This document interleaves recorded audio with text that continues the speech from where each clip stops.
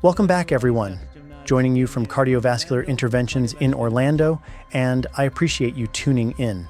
Today's topic is about understanding diabetes and comparing the impact of diet and medications, or diet versus drugs, to help you determine the best course of action. My goal is to equip you with the knowledge to make informed decisions. In the recent September issue of the New England Journal of Medicine, there's an insightful article titled Glycemic Reduction in Type 2 Diabetes.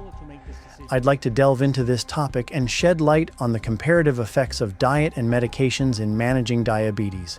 Now, diabetes is a huge problem, especially for cardiologists, because we know that this causes cardiovascular disease, which is the #1 cause of death. It causes heart attacks, congestive heart failure, blindness, dementia, provovascular disease, and we know that diabetes is on the up, and we know that there's 500 million people on this planet who have diabetes. This burden is huge, and we know that there's 1.5 million new cases of diabetes every year. This is an epidemic. We've never seen this before. Even 40 years ago, we didn't have this type of diabetes. So obviously we talked about this in my previous videos where I said that it is mostly the diet and the lifestyle and what we eating and how frequently eating, and that's the root cause of this problem, and it's happening all over the world. So in this article, they talk about the medications and how good they are for your diabetes.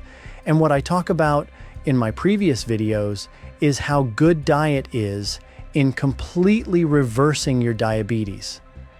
Completely reversing it. So I'm not saying that you shouldn't do drugs. I'm saying that drugs have a place. Absolutely. But so does diet. And it's not emphasized. So let me show you some of the data that we came up with. So this was the GRADE Study Research Group. And what they did is that they took a 5-year study. They put a lot of patients into it. In fact, there were over 5,000 patients, and these were all diabetic patients. These diabetic patients had a hemoglobin A1C between 6.8 and 8.5. So for those who don't know, hemoglobin A1C is the test that you look to see how good or bad your diabetes is, and you want your hemoglobin A1C to be less than 6.4. These patients all had diabetes for 10 years, and they studied their hemoglobin A1Cs, but they divided them up into 4 groups. They all got metformin, which is a medication for diabetes, and then one group got insulin in addition to metformin. The second group got a GLP-1 receptor agonist. That's a group of drugs that they use for diabetes. And then another group got glimepiride plus metformin, and the last group got sitagliptin, which is also a diabetes medication, and there's a whole group of those. So there's basically 4 groups of medications plus metformin. So they combined the medications to see if it made much difference and which combination is the best combination. So when they studied these over 5 years, the goal was to make sure the hemoglobin A1C came down to less than 7. Remember, I think that it should be less than 6.4 or 6.5. They said, okay, less than 7. All right. But the results showed that 71% of the participants did not reach the hemoglobin A1C less than 7 using this combination of medications. So any reduction in your hemoglobin A1C is of course good, but if it's not coming down to less than 7, can I really call that good diabetes control? No, I don't. Thousands of patients around the world have been doing my diet. They're doing intermittent fasting. They're watching what they're eating and staying away from preserved foods. They go with whole foods only, and they have had dramatic reductions in their diabetes, and not only that, the A1C has come down to less than 6.5 thousands of patients. So let's look at the study even more. Okay, what's worse is that those who started out with a hemoglobin A1C of 6.8 on medicines, those who started out with a hemoglobin A1C of 6.8, what happened to them? Majority of them progressed and went even higher during the test. So overall, less than 7% of these patients actually kept the hemoglobin A1C less than what they started out with, so less than 7%. This is the goal in that study, and yet it was not achieved in most of the patients. The overall reduction in the hemoglobin A1C with the medicines was 0.3, a 0.3 reduction in your hemoglobin A1C.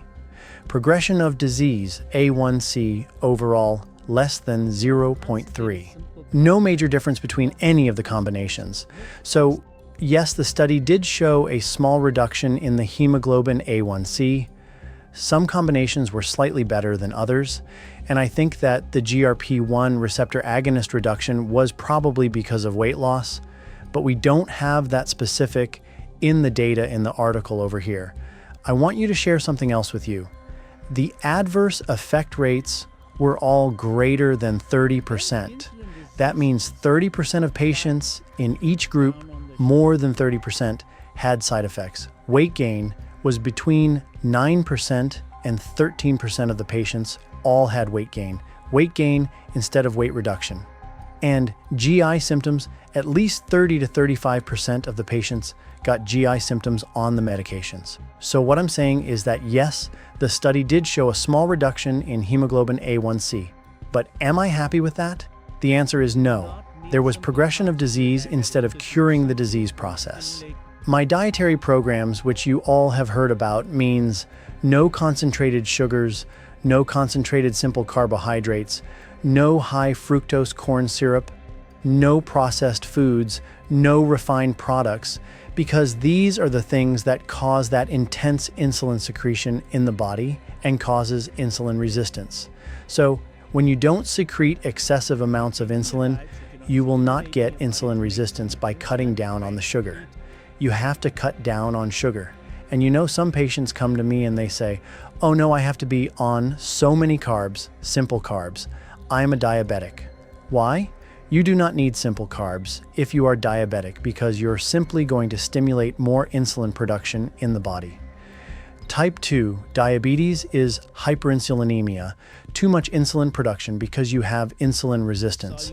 The way you make yourself sensitive to insulin again is by changing your diet so you're not stimulating your body to make so much insulin, by eating foods that are more complex carbohydrates, lots of fiber in them, whole foods, no processed foods, no refined products, no powdered stuff, no ground up stuff, real food.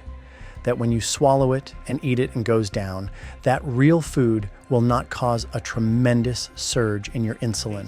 Why? Because it's mixed with the fiber. Because the soluble fiber forms a mesh around the food molecules so that it does not stimulate the production of insulin, because the K cells in the duodenum don't see all that concentrated sugar there. So you get less insulin production. Secondly, the absorption rate is much slower, and thirdly, the whole foods have soluble fiber that go down into your colon, and there who eats the soluble fiber? Who digests it? You don't. Your bacteria do. So the good bacteria in your gut consume the soluble fiber and they produce short-chain fatty acids, and these short-chain fatty acids, they improve the health of the lining of your intestines and more mucus production. So you get less intestinal permeability and less immune stimulation. And the short-chain fatty acids are also anti-inflammatory, and they improve insulin resistance. So by reducing the amount of insulin production, by choosing the right types of foods at the upper end, you're producing less insulin through the hormonal production, and then your bacteria by consuming the fiber that's missing in processed foods. What is a processed food? A processed food is one in which the fiber has been removed. A refined food is one in which there is no fiber. You see, there's two issues with processed foods. One is that there's no fiber in it, it's been taken out. And number two, they've added other things into it, like what? Preservatives, colorings, taste. But you really don't need those things. Who's going to need it? It's not a nutritional requirement, but it's put there so that it's highly palatable, right? It's highly palatable, so you're going to bite it. You're going to be addicted to the taste. We've talked about that in other videos. But the real food that you really need is not just for you. In the upper part of your intestines, you'll absorb the sugar and carbohydrates, and you'll absorb the proteins and some vitamins. But then the fiber is what you really need to feed your other buddies, your bacteria. So remember that there are 100 trillion bacterial cells inside your intestines. Now, these bacteria are not there just having fun. They are there for a real reason, because they have a symbiotic relationship with you, and they produce chemicals which in turn you absorb and helps you. So, when I was in college, I used to say to my professors, "How does fiber really help you?" And the answer was, "Oh, you get big bulky stools, and therefore all the toxins get out there and you don't get constipated." That's fine, but does it really affect your physiology? And now we're knowing that it does affect your physiology. So what happens is that these bacteria are not just sitting there, they actually consume the fiber and produce short-chain fatty acids and a ton of other molecules. And by the way, they are also ones that consume all your polyphenols and other things which we know are good for us, but it's not for us. It's for the bacteria you're eating for yourself and your bacteria. So with the dietary program that I've recommended, which means eating whole foods, eating infrequently, so you're not eating every 3 or 4 hours, you are doing intermittent fasting, you are doing time-restricted feeding, and a lot of videos on these. And with this, you get a sudden change in the physiology. Due to a combination of less insulin production, more anti-inflammatory molecule production through short-chain fatty acids in the gut, and you are changing your entire microbiome, you are feeding them, and then the fasting itself has an effect on the microbiome as well as sensitivity to insulin.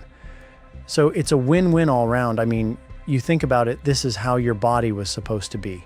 You eat, you feast, then you fast. You feast at the fast. And from thousands of testimonials, thousands of them, people have reversed diabetes completely. Not just get a hemoglobin A1C down less by 0.3. I think a 0.3 reduction is not enough. Not enough for me, not enough for my patients. I want to completely reverse your diabetes. If you are overweight, if you have diabetes, if you have complications of diabetes particularly, you have to look at medicines. Yes, talk to your doctor, talk to him about the medicines, find out which one is going to be suitable for you. You are not going to get side effects. Remember, 1/3 of them cause side effects, but you have to change your diet. Once you regain insulin sensitivity and achieve a healthier weight, noticing a restored balance in your body, the changes you experience will be profound and distinct from your previous state. I have already discussed some of the underlying mechanisms and plan to create more videos on this topic. I hope you find this information useful. It's important to remember that while medications are beneficial, the impact of diet and nutrition far surpasses any drug therapy. The real key lies in a balanced diet. If you enjoyed this video, please give it a thumbs up. Stay tuned for our next journey together. Take good care.